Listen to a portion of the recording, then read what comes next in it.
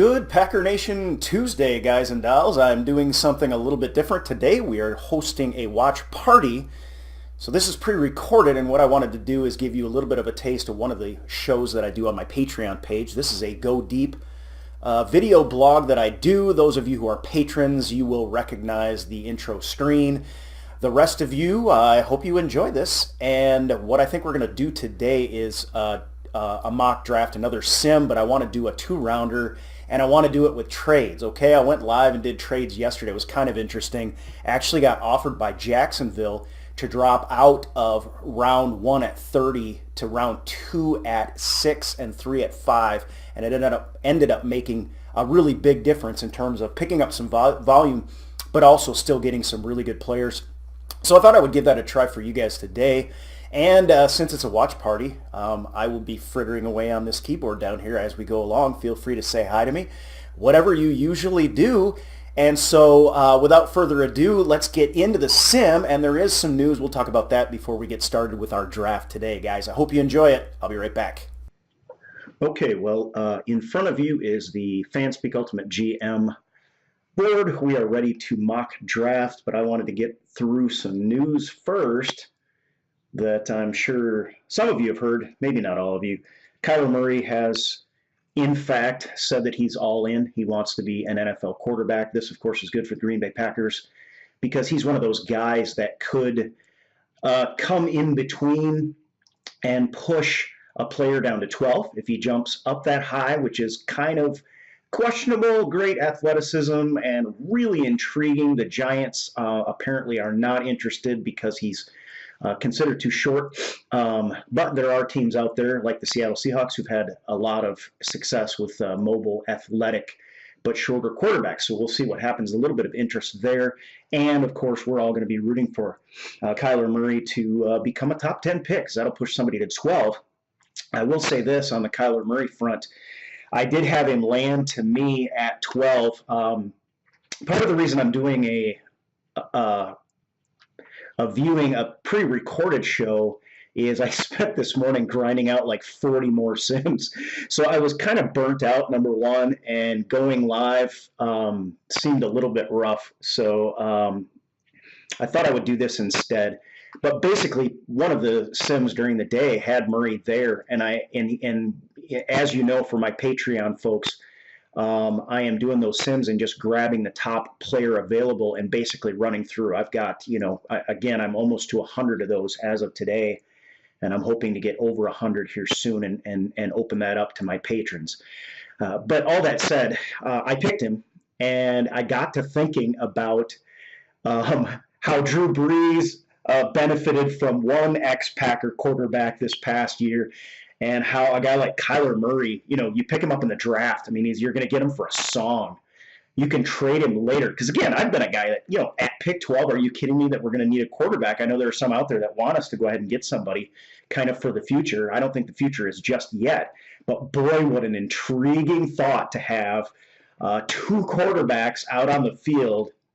And LaFleur, as kind of a younger head coach, a little more creative than Mike McCarthy, might in fact use him. So it was very interesting to see. It's going to be interesting to watch the combine and see how he progresses. I don't see a snowball's chance in a certain hot place that he ends up with us, but it would be very intriguing. And then a guy who also, if he gets on the field like that, he could get reps behind the quarterback. I don't even want to get started with where my mind goes in terms of football and play opportunities and options with that scenario. But at any rate, that was a bit of news. He is, committed, and that's important for the Green Bay Packers because if nothing else, it's going to push somebody. The other news we talked about yesterday, Cole Madison, and it looks like his future in the NFL is doubtful at best right now. He is still suffering from basically post-traumatic stress from, his friend and ex-quarterback committing suicide. Honestly, I got to thinking maybe what could get lost is the fact that somebody did die in this scenario. And so, of course, heartfelt sympathies to his family, but then Cole Madison as well. And I talked about how the Packers need to know what's going on with him. And I still stand on that. I think that he as a prospect for the NFL, he needs to be communicating. But the most important thing is just for him to get better. And so I think the best thing is that we just move on. And he does too, that he just concentrates on getting himself healthy. So Cole Madison, I would kind of consider, and again, as you see me move forward, I'm going to be thinking of him as off the radar at this point. Lastly, before we get started, and I know it's a delay, you guys are probably chomping at the bit to get going with this thing, but this was interesting to me. I read an article. I will probably post it, or I will talk about it more in depth maybe tomorrow on the live show, of long-term dynasties in the NFL. And, of course, the Patriots were second from the top to the Browns dynasty from way, way back. I forget the years. At any rate, I don't want to go through the list. What I want to tell you is that in terms of long-term dynasties, the Patriots might have been higher than the Packers on the list, but the Packers had two entire dynasties, the Curly Lambeau dynasty and the Brett Favre / Aaron Rodgers dynasty, which is not finished yet on that list, and that didn't include the Lombardi dynasty, which only didn't make the list because it was too short. This was considered only a long-term in terms of number of years was very important to this list. Lombardi didn't make that. We still had more champions. It was a more compact dynasty with more championships. All right, so including one of our two threefers in terms of championships. So the Packers legitimately have three dynasties in the books. One just might be a little bit shorter. It's still higher quality, or as high a quality as anything that the NFL has put out. And we basically are responsible for 50% of the 50% of the years that this league has been around. The Packers have been one of the dynasties as the smallest market out there. So at any rate, I thought as a matter of pride, if you hear any Patriots fans talking about dynasties, well, we've had about three of them.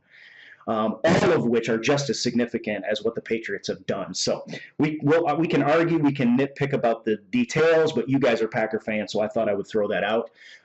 Just in case you got into some raucous Patriot fans, who the Patriots have basically been absolutely nothing for their entire history, and then, yes, had a nice, long dynasty, and they have been dominant for a long time. Tell that to a Packer fan? We know, because we've been there. We've been there. This is our third time we've been a dynasty. What else you got there, Skipper? All right, guys, let's go ahead and draft. Now, I wanted to mention, I did mention this one does include trades. So we may get a trade right off the top for 12. This is a very valuable pick. It's basically if a couple quarterbacks go out, and that's where, again, Kyler Murray going to the combine and committing to the NFL and wanting to be a quarterback is important, basically becomes a possible top 10 pick for somebody. And I think it's going to be real fodder for draft or for trades. For the Green Bay Packers, it's going to be a valuable pick. So I'm going to go ahead and click the button now. If we get a trade, what I'm going to do is I'm going to cut. I'm going to go to the trade chart, and we're going to go through the trade itself, and I'll make the decision from there, and then we're going to get back to the trade itself. All right, so here we go. As you can see, we are drafting Draft Text Big Board. I'm only doing 2 rounds, and the main reason for that is, number one, we've got 3 picks in there, 3 important picks. I think it's really the most sort of where you can actually have some legitimacy to who you see on the boards at this point, especially pre-combine, but also for time. So, I can't run this forever, and if we have a couple trades, it's going to take a lot of time. So, all right, let's go ahead and draft, guys. All right, I'm going to click start the round, and we'll roll her down. I do have the option to pause if necessary, but I don't think it's going to be necessary. Very expected right out of the gate. Kyler Murray does go out at 6. Couple of quarterbacks, both Murphy and Greedy Williams out. That's a little bit different, but the rest of this looking pretty much, Bosa going off at the top. I have seen, to some extent, that change a little bit more recently with the notion that maybe Bosa just isn't the best fit for the Arizona Cardinals. Oliver going out right before us, but the 2 cornerbacks going out leaves Deontay Thompson at the top. Greg Little in there, who I really like, Devin White, and Jonah Williams. This is a tough one for me, guys. Now, I forgot to mention, okay, so I have gone through the GM process in this and have also picked up free agents. So I want to run through that. I got Bashad Breeland back. I picked up Mike Iupati for the line. I also got Dee Ford and Trey Flowers. I picked up Earl Thomas, and I got Ronald Darby, the quarterback from the Eagles. One of the things I noticed was everybody I tried to sign back from the Packers, Either was too expensive. I didn't get Mo Wilkerson back, and I didn't get Clay Matthews back. And I tried for both of them. They both just valued themselves way more than I had for them.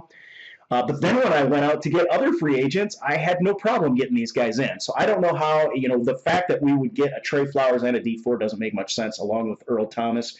I offloaded Nick Perry, and I offloaded Tramon Williams. And one of the guys that disappeared was Geronimo Allison. He's a restricted free agent, so I just don't think he showed up in the system. So basically, I left some money on the table, and I'm kind of assuming we have Geronimo Allison back. I think he's super important because, again, I let Randall Cobb go, so I'm assuming we've got Geronimo Allison, and I didn't spend that money. So that's the situation going forward, by the way, just to let you know. So with that said, we've got Earl Thomas back there.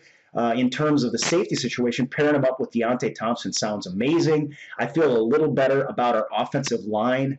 And Jonah Williams and Greg Little both on the board, though. Pairing them up with the guys we've got is really compelling. I was thinking defense for this very first pick for the most part. And I think with Aaron Rodgers on the offense and what I think is going to be an acceptably successful offense anyway, I'm going to go with Thompson.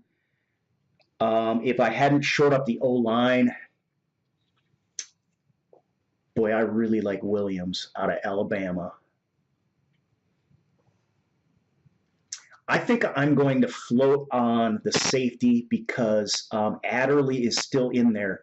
And if I'm seeing both of these, especially on this board, you're seeing both of these linemen way at the top, I'm actually going to go for Williams over Little. Even though, no, I'm actually going to take Little here. I believe he's a guard. We're going to take him and roll it out to 30 and see what we get. There's Devin White still floating. There he goes. And no trades so far. I'm kind of surprised. I'm hoping we don't lose Adderley, too, because I'd really like to get him. And there he goes as well. So there's the risk you take. I still feel fairly confident. If Josh Jones comes on in the backfield, we've got some options. And Tramon Williams, might be floating around if you need him for a safety. Again, I let him go, but we had that money sitting. He didn't save us, a million or so, a little over $1 million, whatever it was, $1.5 million, I think. Damian Harris, there he is at the top of the board again in that second pick. I see him an awful lot. It's becoming a pattern. There's Oliver, the tight end, and I want to look to see where the tight ends went off in this particular sim. There's Fant just shortly after we picked. And I can see myself maybe not being too happy with this one, but I am glad we grabbed an O-lineman.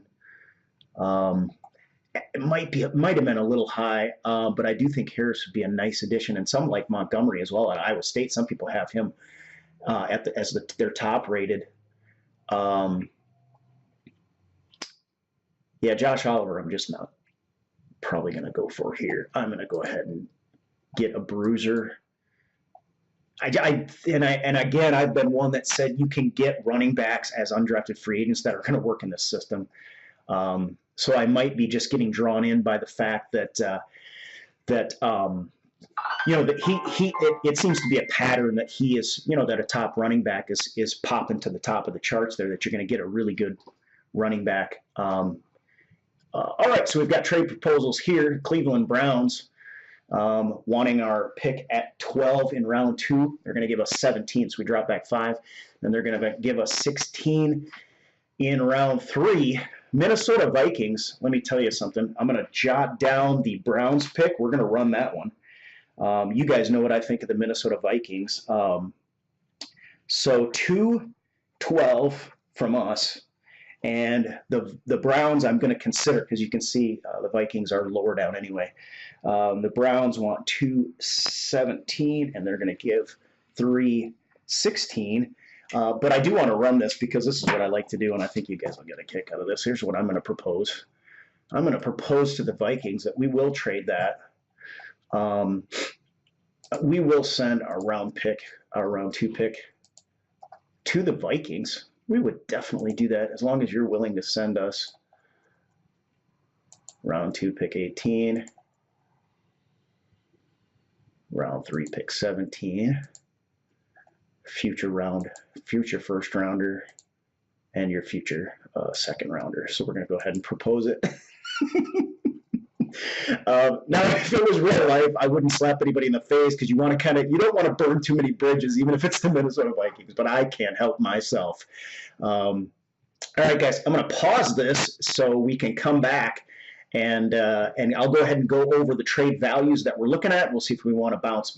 Okay, so one of the things I realized when I made that feigned trade proposal to the Vikings is I think that took the option of actually taking this trade in the sim off the board, which is probably okay because I don't think I'm going to take it anyway. I'm not real.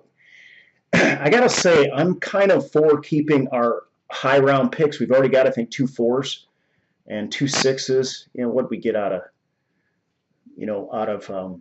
Clinton Dix, and then Montgomery sent us one as well. I'm really not the mid rounds here. I kind of feel like teams know that if you don't get guys as close to the top as you can, you're really going to struggle to have a lot of value. At least that's kind of how I feel. You can let me know how you feel about that. But let's go ahead and tally it up. It might be worth doing, all right? So I'm going to bring my cursor down. This is probably going to be hard to see because it's just one big giant chart. But here's us at 12. And our first rounder is worth 1,200, as you well know if you've followed what I've been doing lately. At 44, that's worth 460 then. And the Browns had offered their 2 at 17, which is 410. So I'm going to take that 460 pick. We're going to subtract 420. Let's see here. 16. Let me double check here. 217. All right, so that's 410. So we're going to take that 410 away, and then they're going to throw in their 16 in round 3, which is going to add some value. So round 3 here, which is worth 190 points, that's going to give us a plus on this one. If you see a negative, you're getting value. That's an additional 140 points trade-off. So this is one that I think you're looking at. It's a legitimate trade offer, and when you get them from the Browns and the Packers have been able to work together cordially, I think, as NFC/AFC and up-and-comers who haven't done anything, as opposed to the sort of old standby in the NFC that's been successful for a long time. This, for me, though, is just really not something I would do at this point. Now, if we roll up again, I may give that a shot just to see how it works. Let me just, for example, give you an offer that I've seen come down our way that I think might be available. And again, I'm going to go back. I'll highlight the cursor so hopefully you can see this a little bit better. Our second pick in round 1 is at 30. Let me scroll down, okay? And that's a pretty decent scoring pick for 620. Let me clear 620. But the Ravens offered us for that pick at 30 to bounce back into the second and pick 6th in the second round, which is 520. And then they're picking at 7 in the third, I think, which is 71. Let me make sure here. Which is 235, excuse me. So again, that's another plus value pick for us. But that one I kind of liked a little better because we didn't get squirted out of the third round into the fourth. And I just like that positioning high on the board. That one I liked. That one I took. I added that draft pick, and I think I was happy I did at the end. I don't remember exactly who I ended up getting. But you end up getting an extra kind of value pick, and I think I ended up throwing in I think what I ended up doing is I grabbed a running back like maybe Damian Harrison that I probably wouldn't have been for, and got a lineman that I liked as well. So at any rate, I'm not going to take this one in particular. And the Vikings turned down the one I offered them. So we're going to go ahead on with the draft. And we are off to continue with round 2. And there goes another quarterback. Few edge rushers still hanging out. Josh Oliver goes off at 38. Draymond Jones at 39.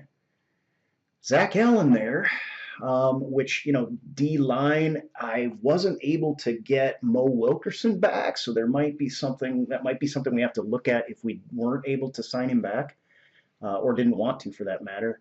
N'Keal Harry going on. Now, guys, I'm going to do, actually what I planned to do today was some highlights on N'Keal Harry. He's been popping up. I think, just the other day we had him pop up in one of the sims we did.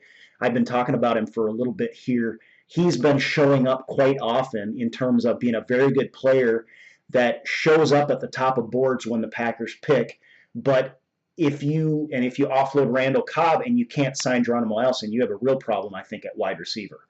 You got a lot of question marks. Now, on the other hand, if you bring Geronimo Allison back, wide receiver may not be as high on your needs list, but you're looking at a very good player. Josh Jacobs is the other running back. I'm really seeing a pattern with offense, either at that round 130 or round 2, at 44, with offense, running back or wide receiver popping to the top. But at any rate, in this one, I've got Thornhill here. I've got Elton Jenkins. I feel like, wow, and this is interesting because I hadn't done this before with free agency, kind of taking care of O-line, and of course we've already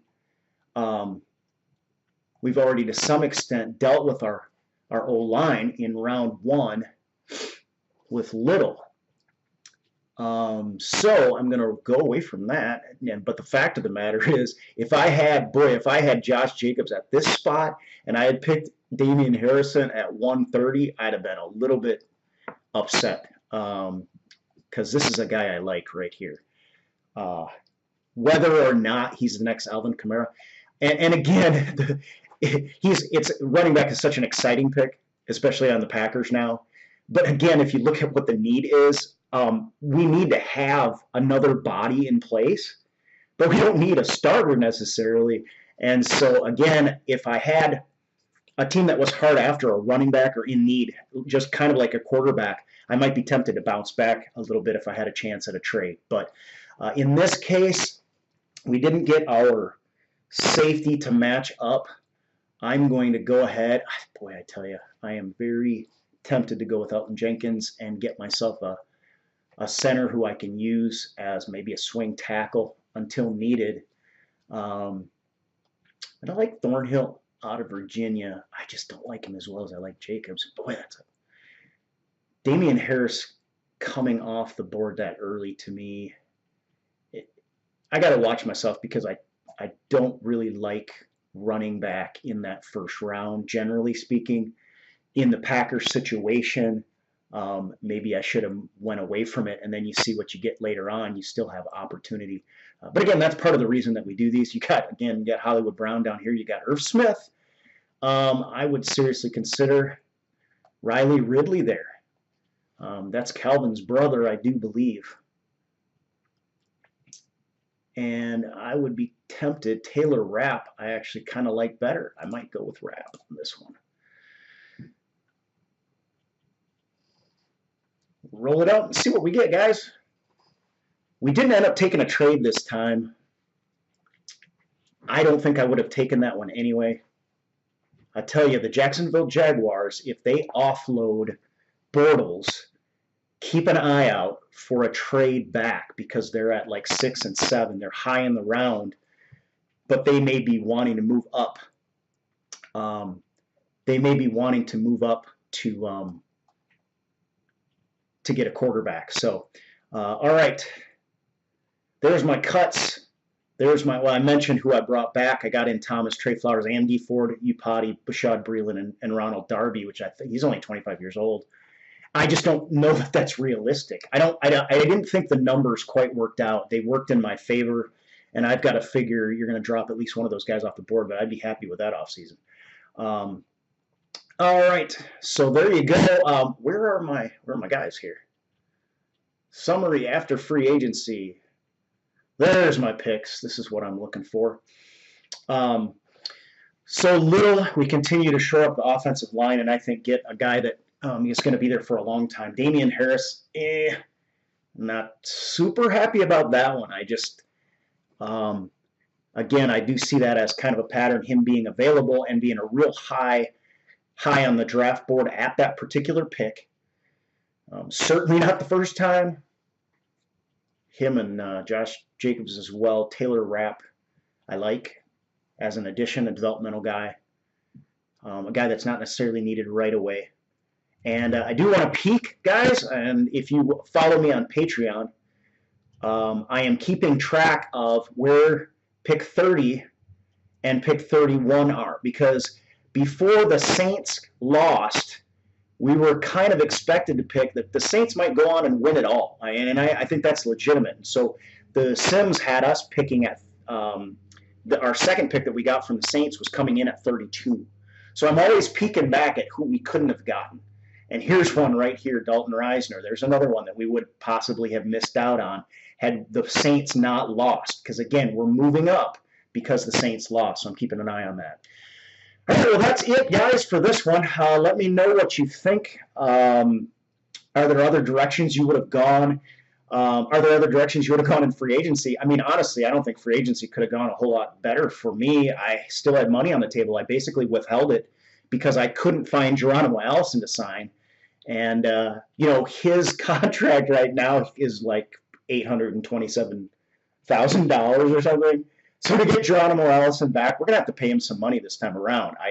I hope we do. I hope we can work out a deal that's a little bit cheaper and can just get it done and not have him kind of travel out in free agency and up the price on us. But all right, guys, I'm going to call it good at that. I hope you had a good day. I've enjoyed, and hopefully I've been with you kind of commenting along as we go, laughing a little bit, responding to comments. Just thought I would do this as a watch party instead of a live show. So gave me a chance to cut some things together, and in particular, we can look at that draft trade value. So I'll probably do that again. Maybe once a week we'll do it this way. And I will see you again tomorrow. Probably going to jump on at 1 o'clock Eastern, 12 o'clock Central, and we'll start talking about some Packer draft options. Maybe we'll harken back to this sim as well. We'll talk to you again soon, guys. Go Pack. Packer Nation worldwide.